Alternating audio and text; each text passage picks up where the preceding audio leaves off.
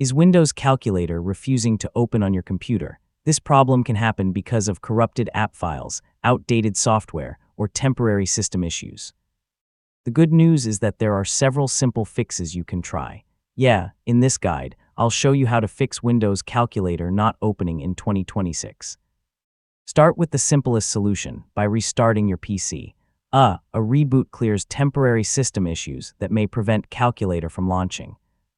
After restarting, open the Start menu, search for Calculator, and try launching it again. If it still doesn't open, continue with the next steps. Open Settings, go to Apps, then Installed Apps or Apps and Features, find Calculator, open Advanced Options, and click Repair. If that doesn't work, click Reset to restore the app to its default state. Open the Microsoft Store, go to your library, and check for updates.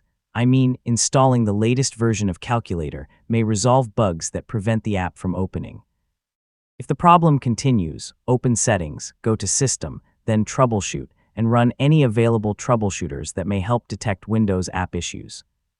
Following the suggested fixes can often resolve common problems. Finally, check for Windows updates.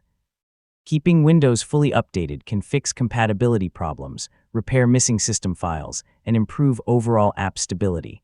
And that's how to fix Windows Calculator not opening in 2026. In most cases, repairing the app, updating it, or installing the latest Windows updates will get Calculator working again. Thanks for watching, and I'll see you in the next tutorial.